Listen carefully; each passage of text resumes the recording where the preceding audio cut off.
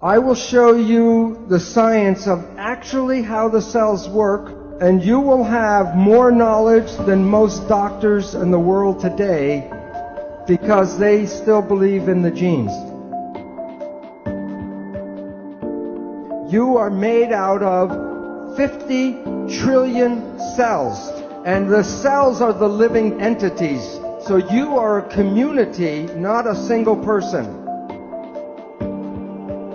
Every cell in your body has minus voltage on the inside and positive voltage on the outside. Every live cell is a battery. Every cell has about 1.4 volts. 50 trillion cells in the body times 1.4 volts is 700 trillion volts of electricity in your body right now.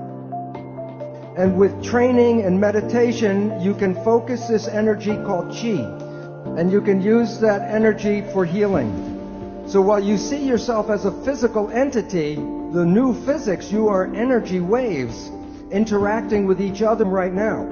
All animals and all plants communicate with vibration. The gazelle doesn't have to go up to the lion and say, "Are you my friend?" Because at the distance, the energy could be felt and the gazelle will not go there because of bad vibes. If we, when we were young, were taught to be sensitive to the vibrations, we would not find ourselves in bad relationships and bad places. But we are usually told not to go by our feelings, but to listen to what people have to say. Language was designed to hide feelings.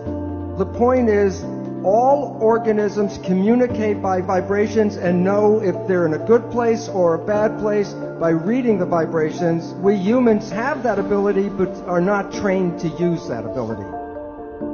When we see people, like if I look at the audience or you see us, we see people as physical particles and machines. But that's an illusion, because what we are interacting waves. That's why one person can affect another person just by being in the field. And today, physics studies the vibration, not the physical. In quantum physics, we don't study the particles, we study the waves. And we study how the waves interference. All of the waves together is called the field. So you're made out of atoms, but you also are the field. You are connected to everything because you can't separate waves.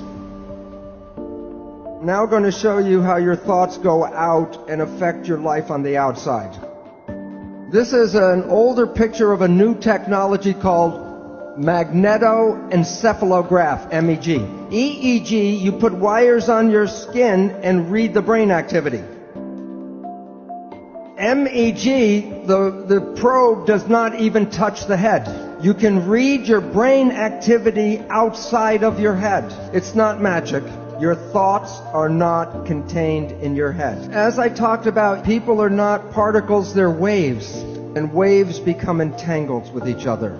The people that you get connected to, you are entangled with. And many people are familiar if you think about someone or talk about someone you haven't seen for years. And I say, "Oh, I haven't seen my friend John in 10 years. And the phone rings and it's John.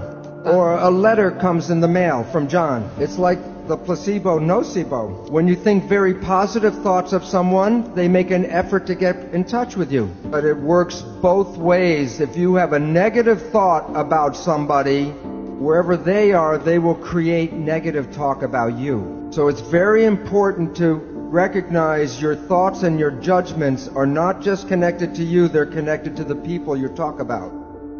So people know that if you hit the right frequency, you can cause a crystal goblet to explode. It's called harmonic resonance or constructive interference.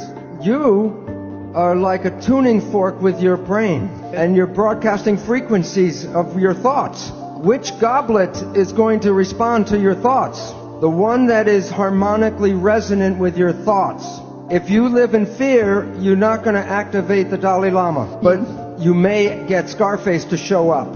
So when you are having thoughts, you are exciting and activating those things in the world that are connected to your thoughts. When a mugger is trying to pick out which person he's going to attack, of the different people walking down the street, which one do you think gets attacked? The one who is most afraid. Because the one who's most afraid will resonate, and that means that the mugger doesn't have to do anything, go boom, and everyone will give him everything. But while it works for individuals, it is very powerful when a whole group of people have the same thoughts. You can't make a war unless enough people are ready to make a war. I'm going to show a picture of mass action here, and it relates to in New York City 1 year after 9/11. So this is September 11th, 2002, the 1-year anniversary of 9/11. What was everybody in New York thinking about that day? The winning number, 911, because we collectively create the reality. So when you look at yourself, you're not a single entity, but you are a community of 50 trillion cells. But it's important to understand the word community. Every cell is intelligent, but when they're in a community, they give up their personal intelligence and respond to the central voice. So that the community represents a thing, one thing called an organism. And in that community, that a cell must follow what the central voice is. And if the central voice says to die, the cells will die. So the central voice is the mind.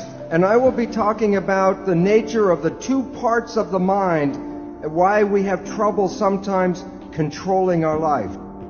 So what I would talk about is the role of how this mind works. First, there are signals from the environment, the internal and external environment. The brain, the function of the brain is to perceive the signals and then interpret those signals and then send the information to the cells to control the behavior and the genetics. So the function of the brain is perception, and from that creates the mind. Now, we have heard of something called the placebo effect, right?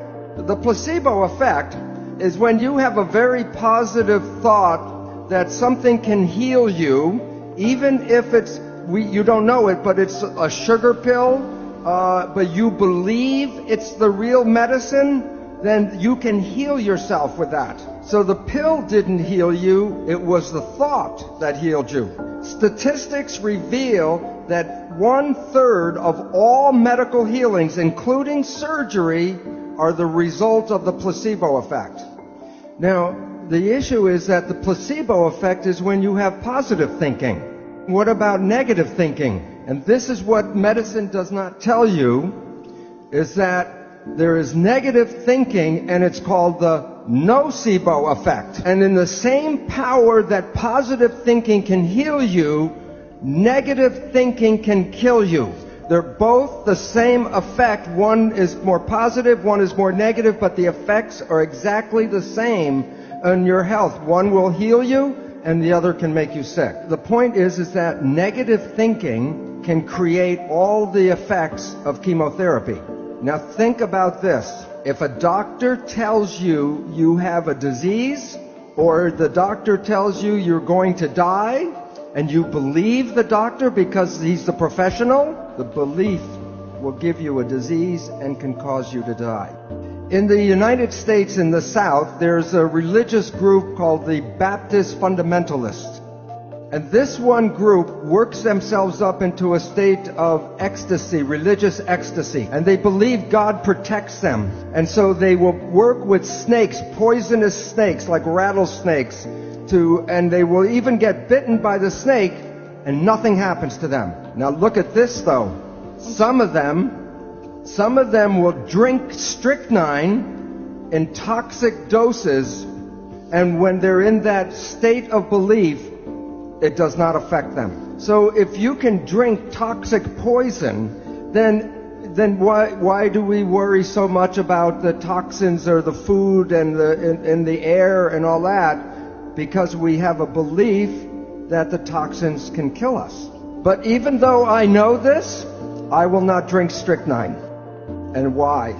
Because my belief is not as strong as their belief.